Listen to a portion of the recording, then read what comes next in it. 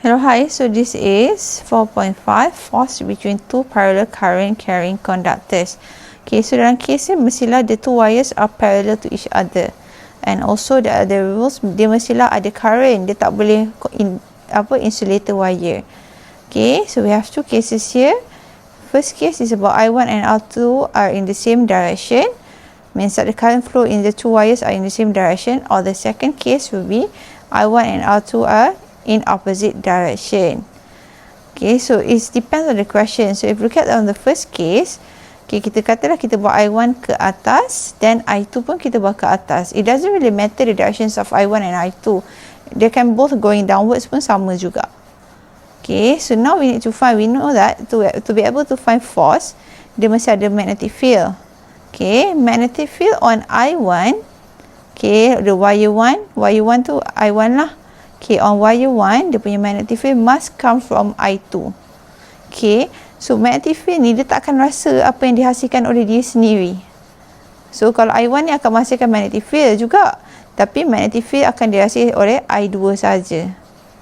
Okay, kalau untuk cari dekat wire 1, dia punya magnetic field, it needs to come from I2, which is the wire 2 lah. Okay, to determine the directions of B2 on I1, on wire 1, kita akan guna right hand grip rule. Okay, pusing tangan kanan tu. Okay, so first, macam mana kita nak tengok tentukan direction? Ibu kita akan guna ibu jari awak dekat I2. Okay, you punya ibu jari dekat I2. Dan you punya finger mesti dekat wire 1. Macam ni.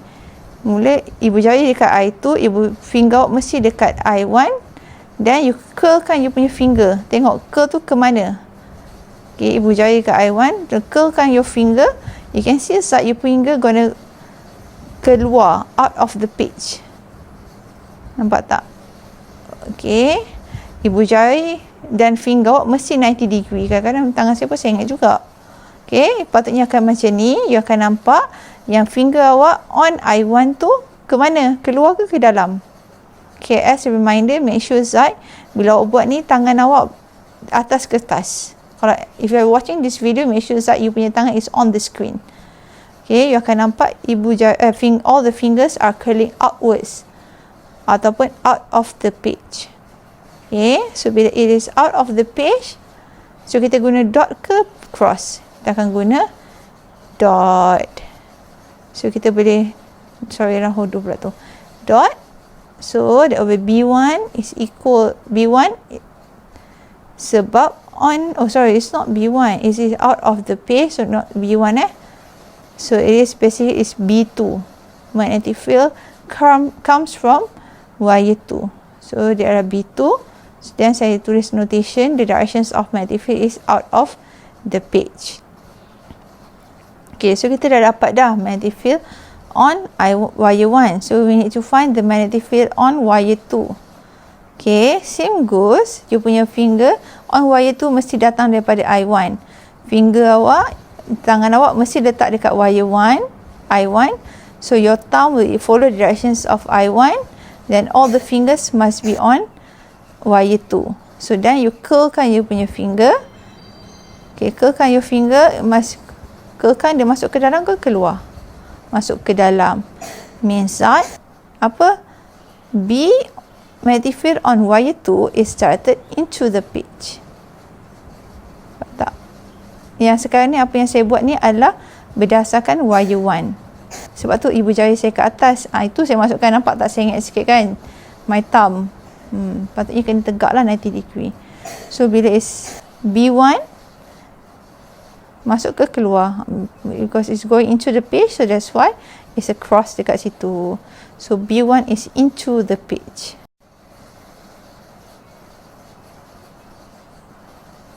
Okay, so next we need to find the directions of force. Kita dah ada dekat wire 1, kita dah ada I1, kita ada B2. So we need to determine the directions of force. What should we use? Kita guna right hand palm rule. Remember for chapter 4, everything going to be right hand. Right, so what you got to do is, what you got to do is you got to make sure that tangan awak semua 90 degree. Maksudnya you buka ibu jari awak besar-besar. Okay, your fingers must follow the directions of I1. Okay, then you punya palm mesti ikut directions of magnetic field. As the magnetic field is out of the page, pusingkan tangan. So you tengok ibu jari awak ke mana? Ibu jari ke kanan. So means that force acting on wire 1 will be directed to the right. For the notation, it doesn't really matter is if F12 ke F21 ke F1 pun tak kisah. Terpulang nak tulis notation apa. Okay, untuk wire 2 sama juga. We follow the directions of I2, which is the fingers going upwards. Then because magnetic field is into the page, palm awak akan atas kertas.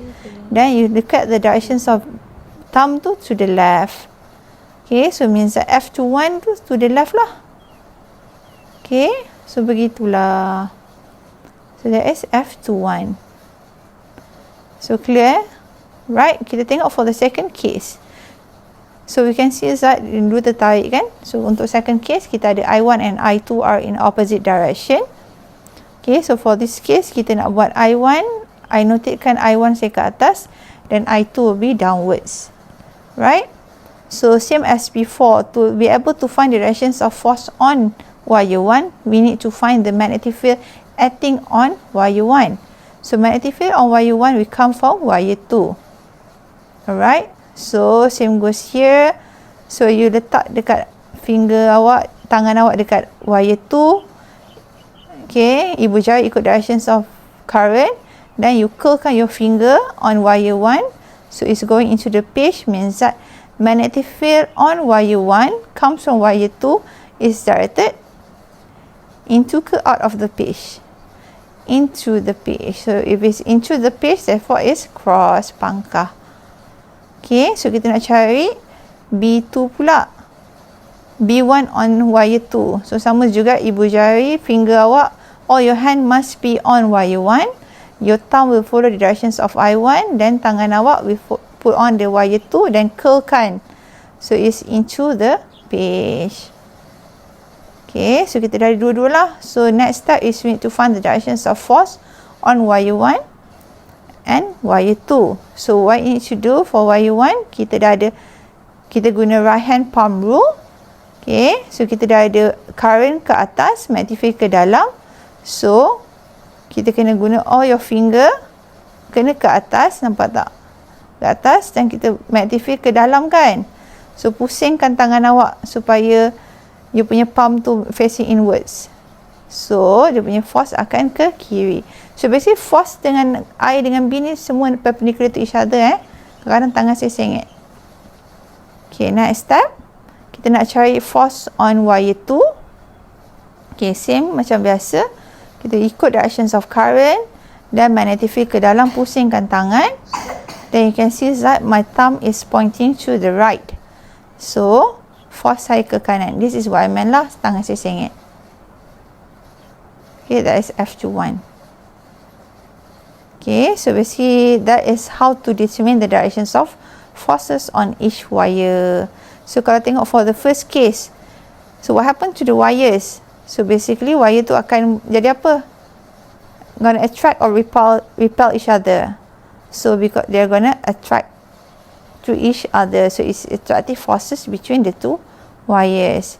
For the second case, repulsive force. So but you can see that wire 1 akan move to the left, and wire 2 we're gonna move to the right.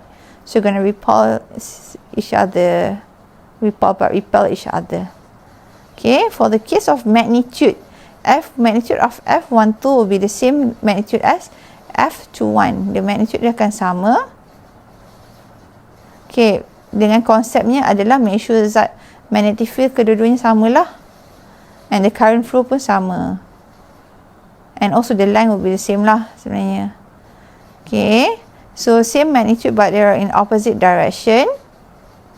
Nampak tak? Dua-duanya magnitude sama tapi direction berbeza. So kalau ikut konsep ni, kita ada force per unit length equal to mu naught I1 times I2 over 2 pi D. Okay, D is the separation between the two wires. So tengok tu, case 1 tu that will be D. The next one will be D juga. So basically kalau force tu kita nak cari, that is a force lah. Tu yang saya kata sama. So with the conditions that the length of the two wires are the same. Okay, I think that's about it for this topic. So hopefully awak faham lah.